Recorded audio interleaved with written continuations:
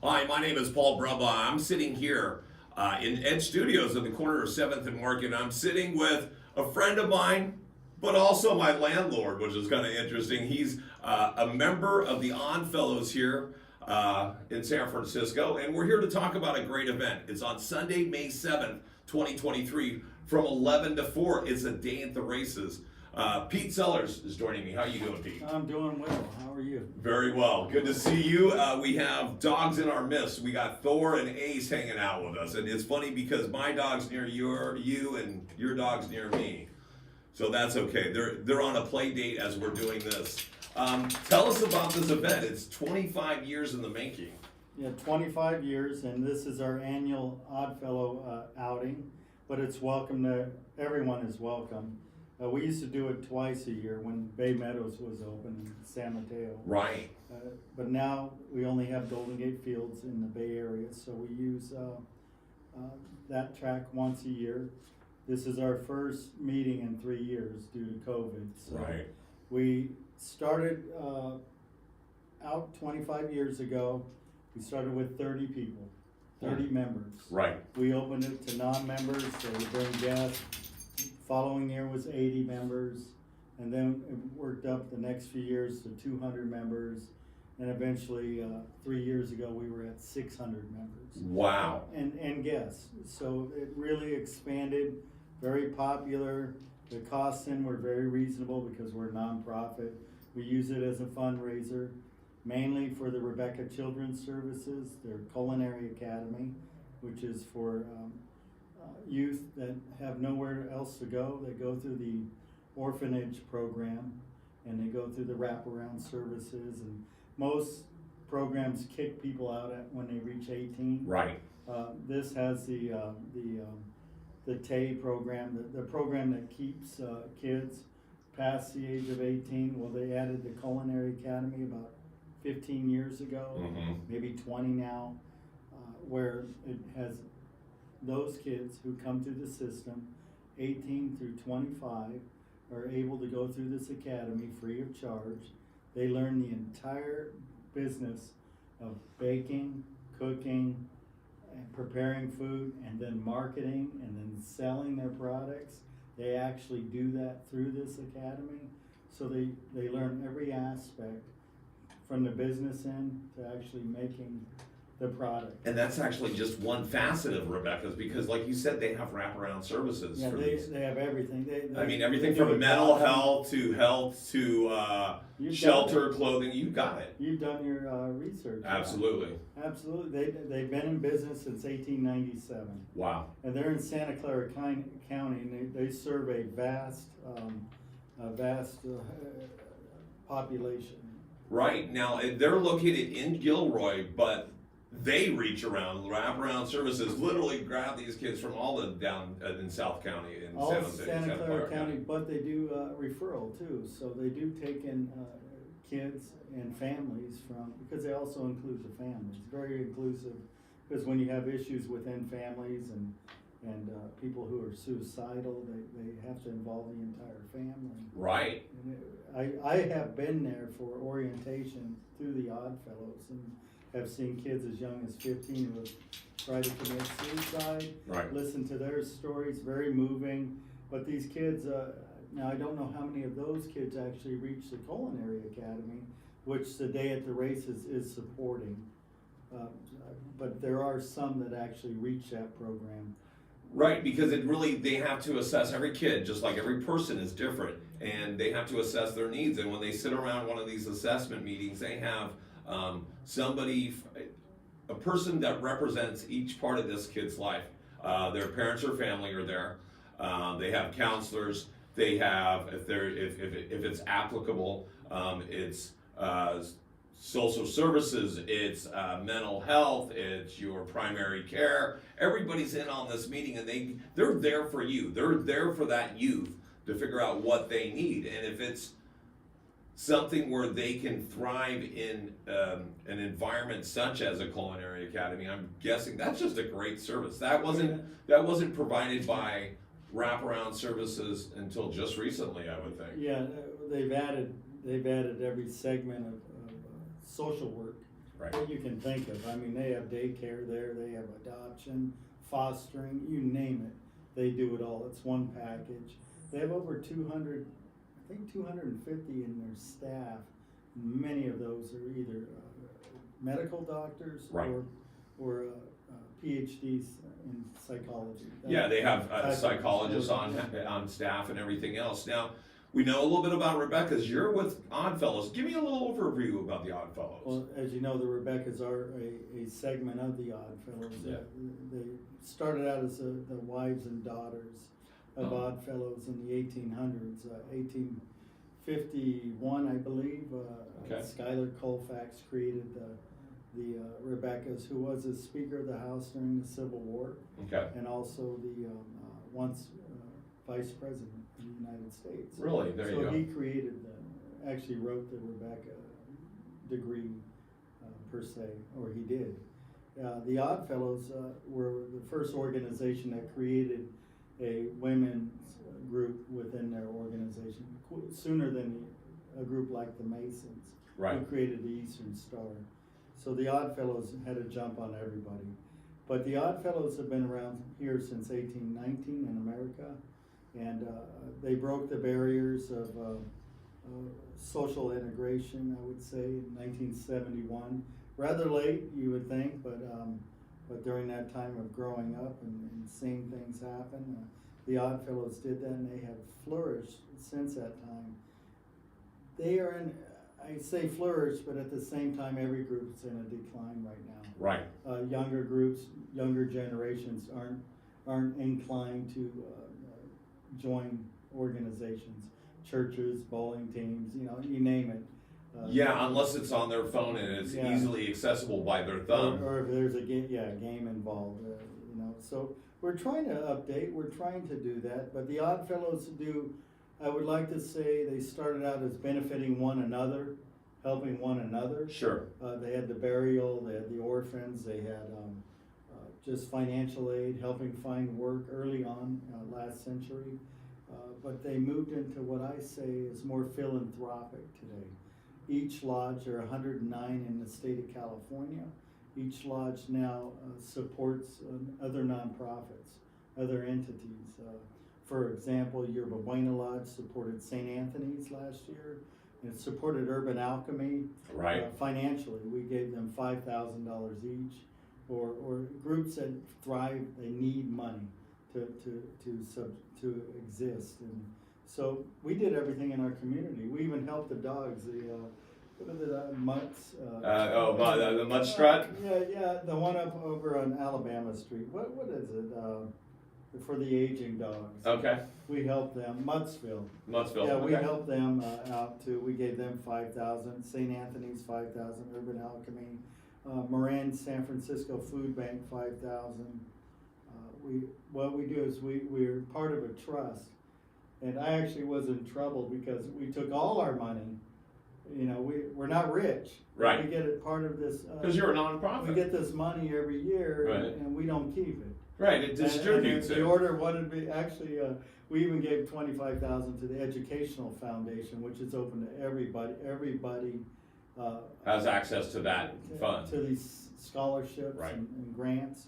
We opened this. We gave 25. We liquidated everything. You And we'll basically, build- you we'll had build nothing left in the back up. piggy bank. Yeah, they wanted to kick me out of the organization after 30-something years, and being the mover and shaker, but I won. So there's no law, no code, nothing that no IRS. You're a rebel without applause. That prevents the organization from distributing funds. Right. Nothing, as long as the lodge itself, the corporation, votes in favor. We voted unanimously, Yerba Buena Lodge. We still thrive today. We thrive because we're philanthropic. Right. Because we take our money and we give it and we do something and we feel good about that. Right. The lodges that save their money and keep their money and do nothing with their money, they're the lodges that are dying. The $1 million lodges, they're the ones that are dying. They're losing their money. And they're dying in reality, but they're also dying in spirit, right? Because we're losing more and more of those things. Find out was to go out and say, hey, we want to help you. to go down there, to go up there, to go over here and to present a check and to see that on their face. Well, even just the little things that we've done here at the studio and stuff, in past, we've gone out and actually given jackets to the people on the streets. And this includes the Culinary Academy. If we didn't do this stuff, what would we have to talk about? I would have nothing to talk to you about today. If we weren't philanthropic, if we didn't give to our communities. And that's why I like to think that I've been successful in the order and our lodge. I'm part of something bigger. Right. Part of something bigger. We have 250 members in the Yerba Buena Lodge, and we have that many for a reason. They don't necessarily like coming to business meetings. Even I don't like business meetings where it's just a repetitive, ritualistic type thing. Reading of the minutes. And I do it because I'm one of the officers. Right. But I get it. It's like when I walk into a lodge or I'm teaching a seminar or I'm doing something, I'll tell the people, I know you'd rather be doing something else today that you like. I know you want to do something. I know you'd rather be at the Giants game or a Warriors game. I know you'd rather be doing that than sitting here. I know that. We get that in our lodge. We Right. get it. So we have to give something. We see what we can give to you, not what you can give to us. We want to give to you as a member. You pay your dues.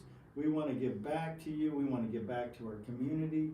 And those are the lodges that succeed. We have lodges like that in Davis. I like to think Sacramento. There are lodges in the Lodge in Half Moon Bay, Lodge in Oceanside in Southern California.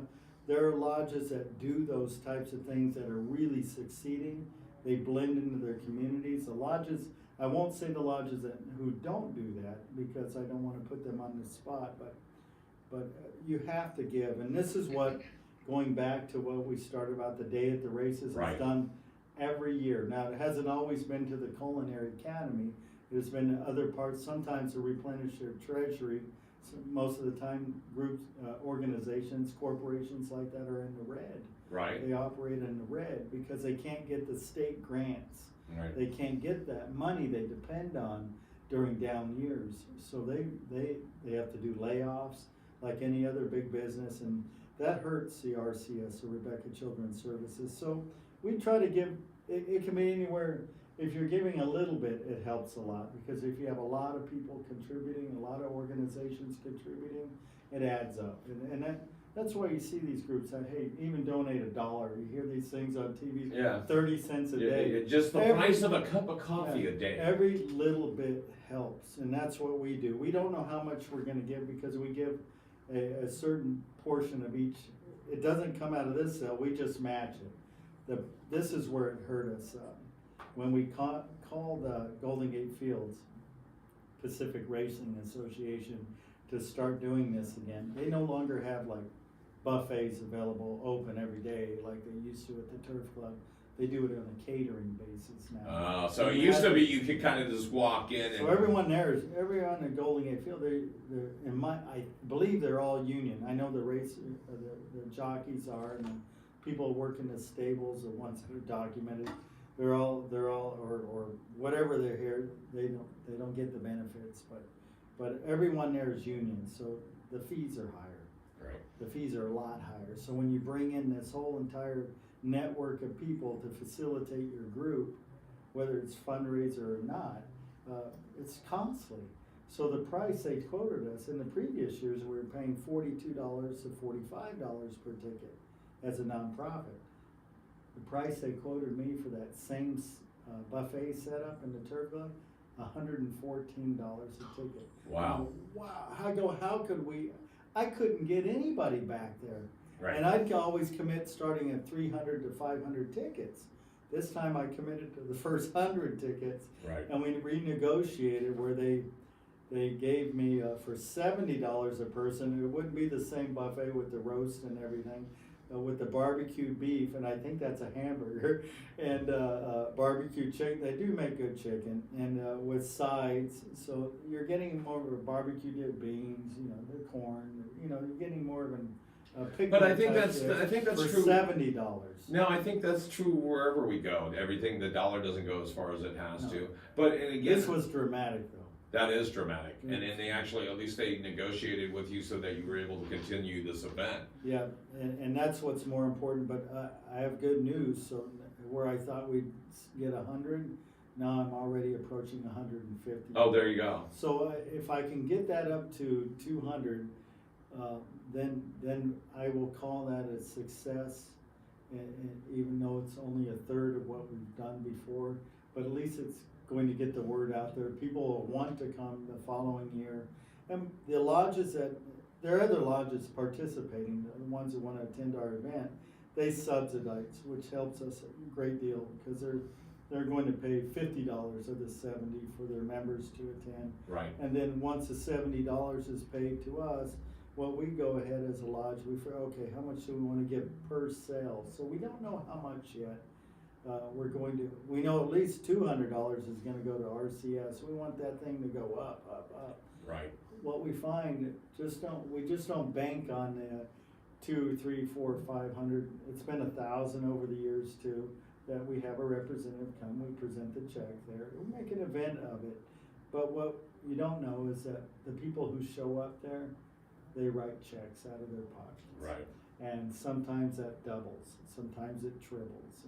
Because those are kind of the anonymous donors that don't want to be involved. Or just want to donate with their name on it. It struck them during the event. Yeah, or they know it's going to be like, everyone who attends this knows it's for the Culinary Academy. So it's a wonderful event, and like you said, it is on May 7th. It includes the valet parking. Okay. Still all the other things with the program, your daily program. Your racing program. The ambiance is perfect in the club room, so if you're bringing a date out or a friend out or a family's visiting, or it's right before graduation, so your kids may be in town or vice versa, you can come to this and enjoy it. You don't have to bet for it to be a wager for it to be an excellent. Right, even just going out to the races in itself is an event. Yeah. I mean, I remember people would dress up. You enjoy your time. It's actually time where this is where you could tell your people, now you're having fun. This is where you want to be. Yeah, you socialize. You get to connect with other lodge members or people. It's like I said, it's about half and half now. So these are lodge members giving. And it's open to everybody. You don't have to be a member of the Oddfellows. But it just so happens if you come on our event, we'll also give you a little gift, a little surprise gift when you come. Maybe a lottery ticket, maybe actually a wager ticket that day. We're going to give you something to say thank you for coming out in addition to everything. So you might win something more. There you go. Now, the Yerba Buena chapter of the Oddfellows, I'm guessing has been around a while because it's still Yerba Buena, which was the original name of San Francisco. Yeah, we started in July 9th, 1853 here in San Francisco. So it was actually Yerba Buena out there. Continuous. We were over on Washington Square Okay. when we started. Washington Square Park right now in North Beach, right? Yeah, right here. North Beach. Yeah, North Beach. Yeah. On the way over there. Yeah. That's Washington Square Park that has a statue of Benjamin Franklin in the middle of it. Don't ask.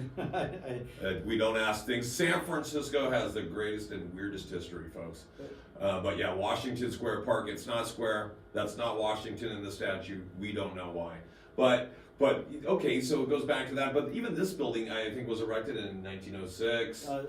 We had our original building started in 1882. We were on Post Street in Montgomery before we came here. Kept moving up. So we bought this in about 1875, this piece of property. We built our building and finished it in 1884. Okay. We're dedicated in 1884, started in 1882 on this site. And in 1906, the earthquake had to be destroyed as part of the fire break. It was really badly damaged. And in 1908, we finished building it. 1910, they dedicated the new building that was here. This is about a quarter of the size of the original building. Really? Yeah, this is a quarter. Wow.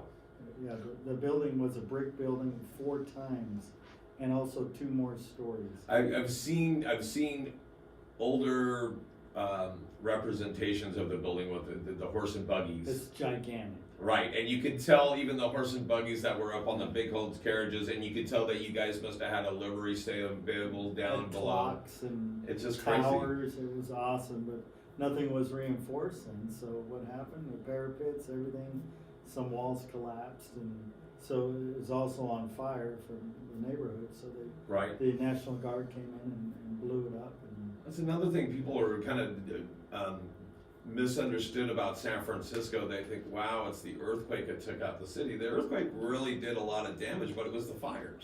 fires and explosions. Yeah, and the fires and the explosion, what do they call it? The breakfast, whatever, when the thing blows up and stuff. So, yeah. Yeah, they used 1,000 pounds of dynamite here to bring it down. It did bring it all down at once. They still had to do more. And we're currently all on landfill. We're in downtown San Francisco. We're at corner 7th Market here at the Oddfellows building. And this is all landfill. This was all Yerba Buena Harbor. This was all ships underneath us. So whenever someone excavates or digs nowadays, they actually have to get an archaeologist out to make sure, hey. That's a little bit closer toward Montgomery. Towards financial. But let me tell you, we've had to take up concrete here to put in our drainage in Sure. the basement, our sump pump. And every time we took up part of the concrete, all the debris from the earthquakes under there. The loose bricks, everything. We pulled out a couple bricks for display in our museum, but there's so much stuff underneath the floor here. Were they like clinker This bricks that is had actually been burned? This is part of the original basement. Right. You know, this is 10,000 square feet, the footprint of this basement, of the building. Yeah, we share a wall. I'm down here. Edge Studios is actually in the basement of the Oddfellows building here, and we share a wall with Bart. You share a wall with, also, we had to cover up doors that were sealed in with concrete. Every one of these buildings used to be connected. Right, because there's almost a catacomb I can system. show you because I've been here 25 years where we covered the openings with sheetrock, but there's concrete on the other side where they sealed up the Different adjoining doorways. doors. Yeah, they would go into the buildings or other parts of the basement. Now let's circle back around. So it's going to be Sunday, May 7th, Golden Gate Fields Turf Club. It's the Day at the Races event. How can we get tickets, Pete? How can we get our $70 tickets and support you and Rebecca's and everything? Well, I'm going to give you my phone number, Ooh. and I'll give you my email address. There you go. You guys listening, get this down.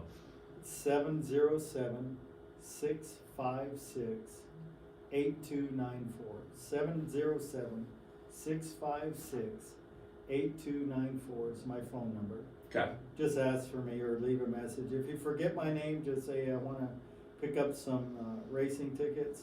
My email is Pete Sellers, 102661. So it's PS102661@gmail.com. Well, and at least we know your date of birth. Can you give me your social security number now? 555-45-4443. And you know what? I don't even care. Because you're not gonna, you probably Never gonna be able You to. don't want to be able to you don't want to be able to use that. Yeah, you definitely. I don't care if somebody steals my identity I because. retired from the Marine Corps. Okay. Okay. And I can tell you, some people probably would. They're looking for you if you want to use that Social Security number. Oh yeah. That So- doesn't bother me. So thank you for telling us about this. We look forward to this year's 25th annual event. And again, this is kind of just getting people back into the swing of things, right? Because it's been 3 years. So please come out, join us. I'll be there Sunday, May 7th from 11 to 4. It's at the Turf Club at Golden Gate Fields, and it's a day at the races. My name is Paul Brumbaugh. This has been Pete Sellers, and we'll see you next time here on Edge Studios. Keep standing up.